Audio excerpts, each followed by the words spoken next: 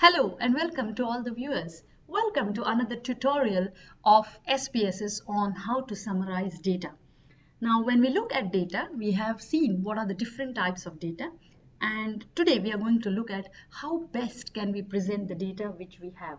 Now, when we talk about presenting data and organizing data, we need to look at what we call as summaries of data or summarization of data. Now, why do we need to have summaries of data?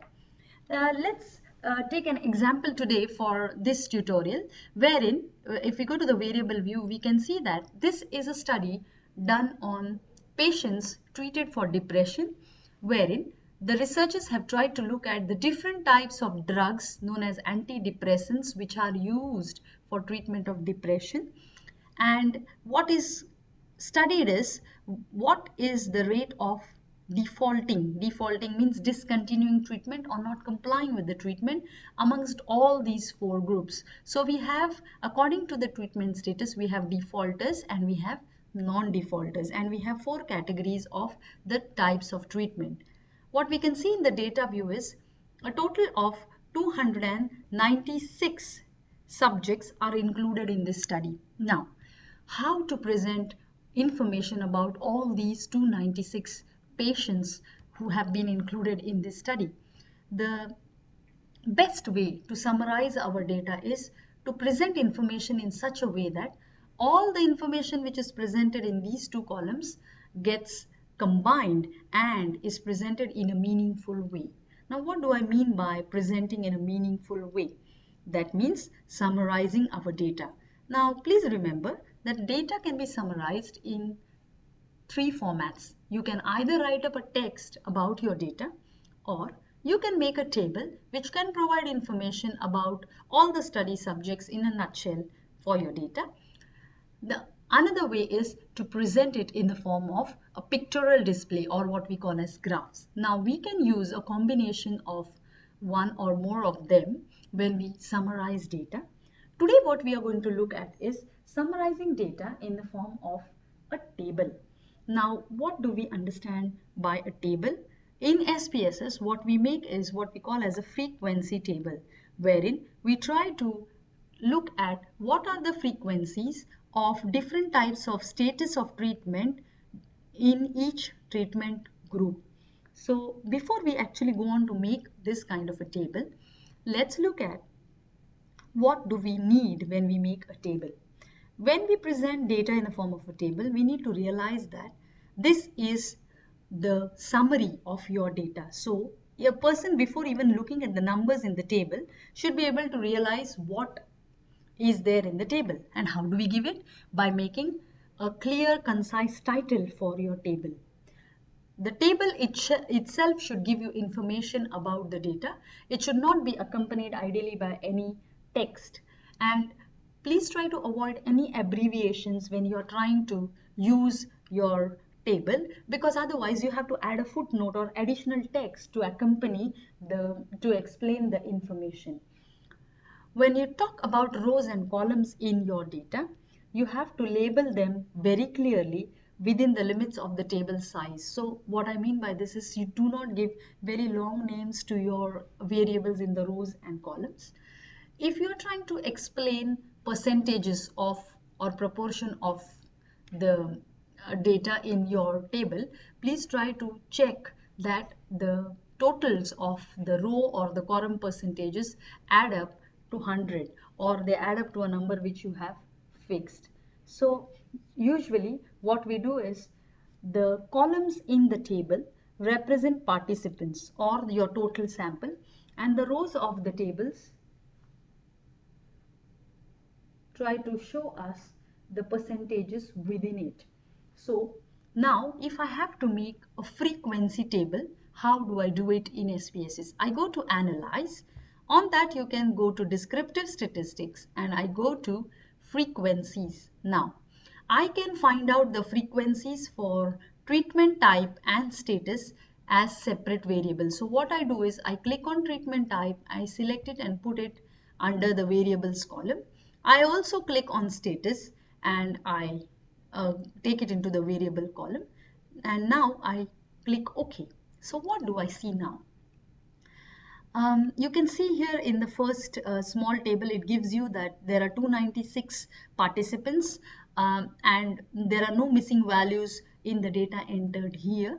So we can see that we have two frequency tables here, one for the type of treatment and other is for the status of the treatment, whether defaulted or not defaulted. So you can see here that the frequencies for one treatment group, that is SSRIs, is the highest here, and the proportion from the whole treatment comes to about 73% for this group.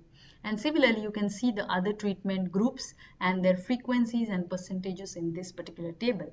Similarly, you can see that the defaulters and non-defaulters are almost equal in this particular study of 296 study subjects. Now, the next step is, if I want to check in the SSRI group how many have defaulted and how many have not defaulted, or in the TCA group how many have defaulted and non-defaulted, and I want to check it for the rest of the groups, how do I do it? In this case, what I have to do is I need to make a single table representing both these pieces of information. Now to do this, what I need to do is I need to go to Analyze, I need to go to Descriptive Statistics, and I need to go to this element which is known as crosstabs. Now what is crosstabs? Crosstabs is nothing but a table which contains information on two variables. If you look at our data, we have got two variables here. One is the type of treatment and second is the status of treatment. Point to be noted here is both are nominal variables. In fact, the type of treatment status is what we call as a dichotomous variable under the nominal variety, right? So we need to make a cross tabulation. Cross tabulation means a table made from two variables. So let's look at how do we make a cross table. We click on this tab of cross tabs and then we can see here a window pops up which shows you your variables on the left hand side, and you can check rows and columns over here, right? So now, as I said earlier, if you want to present all your samples in columns, then what we would like to do is we would take treatment type along rows and status along columns. Now there is one more important thing which we need to realize. If you look at the treatment types, as you can see here, you have got 4 categories of treatment types, right? And we have got 2 categories for the status type. Now conventionally what we do is the variable with more number of categories is put across rows. Now this is quite important because for ease of reading of the table, if you have 4 columns, it is difficult to read as compared to if you have 2 columns. So conventionally we would put a variable with more categories along the rows. So this is something which we can remember. Now you have to click on this tab of cells wherein it asks you what kind of percentages would you like to have. Would you like to have row percentages or column percentages? Now it all depends on you what you want. Now whether you want to study how many defaulters have occurred in SSRI group or in a particular group, then you would want to know a row total, whereas a row percentage, whereas if you want to know from amongst the defaulters they belong to which particular treatment type, you would like to look at the column totals. Now for now what I'm going to do is I'm going to select all the row, column and total percentages because I would like to have a look at all of that what I discussed just now. So I select whichever percentage I wanted.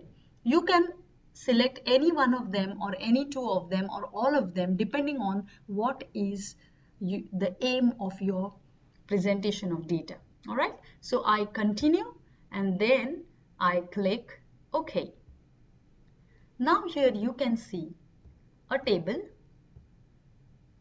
which is a cross table which shows you the type of treatment along the rows and the status of treatment along the columns. Now you may feel that this is quite a complicated table to understand. However, you may have to modify this table based on what you want to present. But when you make this table in SPSS, it would be better if you have all these percentages in front of you so that you know what you want to do. So now let's describe this particular table. So what this table shows you is the default rates, okay, the default rates or proportions of respondents on different types of antidepressant drugs. So as you can see here is, if you look at the row percentages, what it talks about is, for example, let's look at the SSRI group. 47.7% of those respondents who are on SSRIs defaulted in this particular study, whereas 52.3% of those on this particular treatment did not default. So the proportion of non-defaulters is high amongst the SSRI groups, right? However, if you look at the TCA group, the percentage amongst all those treated with TCA antidepressants, there were 66.7% who defaulted. So it's a higher rate as compared to the SSRI group. But the point to remember is, when you're looking at these particular percentage, you're looking at within the treatment type. So within this group, how many have defaulted and how many have not, right?